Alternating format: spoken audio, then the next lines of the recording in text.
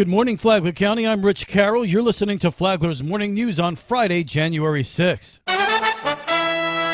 We were able to set the direction for county government for the next 5 years or so and a good path for our team to work on. Flagler County Commissioner Donald O'Brien is proud that in 2022, the county passed a strategic plan and is in the process of implementing it. Looking forward to this year, O'Brien says there are challenges. The beach renourishment programs, continuing to work on some of our infrastructure projects like the drainage system up in the hammock. We're going to have another tough budget season, even though I think we'll see an increase in property values that are going to be there this year. We have to plan ahead. I think a lot of forecasts that look like we might head towards a recession, mild recession. We need to tighten our belts from a budgeting standpoint. We want to be efficient, and we certainly don't want to be raising taxes. But he's also excited for two major projects. Start on Commerce Parkway and that roadway running down from State Road 100 down to US 1, I think is going to open up that whole area for development, and it's going to support our economic development side. It's exciting that the new hospital is going to open this year for Advent Health. That's going to create a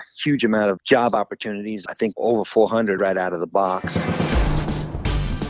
This local news is a service of Flagler County's Toyota dealer, Beaver Toyota, US 1 St. Augustine, here to wow you.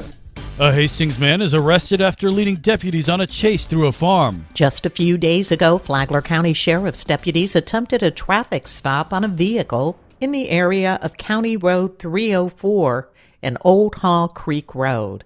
Flagler County Sheriff Rick Staley. An individual from Hastings that is on inmate release and currently on probation decided to flee from deputies in western Flagler County, even driving through farm fields, then fleeing at over 100 miles an hour until he wrecked his car and then fled, leaving the passenger behind.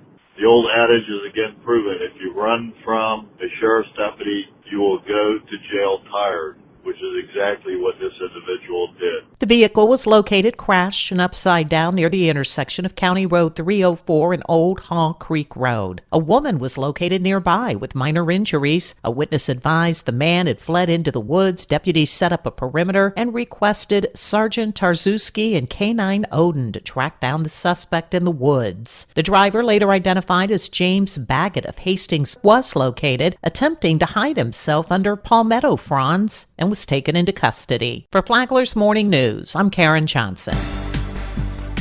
The first 2023 session of the History Academy kicked off this week. Flagler County Historical Society President Ed Charkovich says the Academy is a joint venture with the Palm Coast Historical Society. The History Academy is established to draw together all of the research from each of the individual history groups in the area and tie it up into a month-long weekly program that involves both classroom hours and a history bus tour around the county to really shed some light on the very long-standing history that's existed in Flagler County, not only from ITT, which founded Palm Coast, but going back as far as Native American days and even back to the times of mastodons and woolly mammoths and saber-toothed tigers. Many are unaware that Flagler County has a place in Revolutionary War history. In 1770, John Hewitt bought 1,000 acres in what is now Flagler County to build houses during the Revolutionary War. After the signing of the Declaration of Independence, the Patriots up in the 13 colonies were forcing people to sign up with the new United States of America. And this all resulted in a mass exodus of British loyalists to St. Augustine, 20,000 of them. And during that period of time when these people were down here living in tents, Hewitt built houses in St. Augustine. Additional classes are planned for this spring. For Flagler's Morning News, I'm Rich Petchke.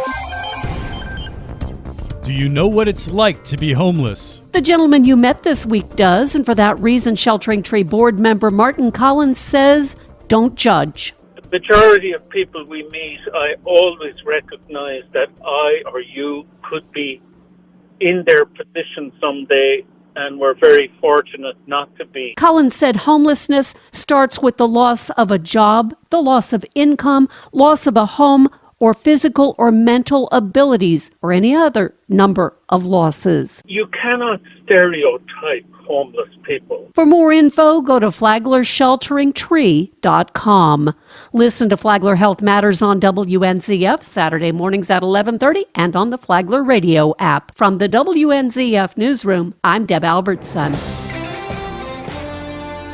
The weekend is here and there's plenty of family fun to be had in Flagler County. This is Stacy with Fun for Augie Kids. Tonight, Always Patsy Cline will be at the Flagler Auditorium. Based on the true story of Patsy Cline's friendship with Houston housewife Louise Seeger, this show combines humor, sadness, and reality. See what she meant to her fans and enjoy some of the tunes that made her famous, such as Crazy and Walking After Midnight. Tomorrow, join beekeepers for an educational program about the importance of honeybees, Florida native bee-friendly plants, and what is involved in raising honeybees and harvesting honey. Flagler Arrows Baseball will be holding a free 2-day camp for children ages 8 through 12 to come work on some fundamental stations to get them prepared for whatever they will be playing this spring. For more on these events and others, please visit us on our website at fun4augiekids.com. Have a great weekend. And now you're up to date on Flagler's Morning News. I'm Rich Carroll.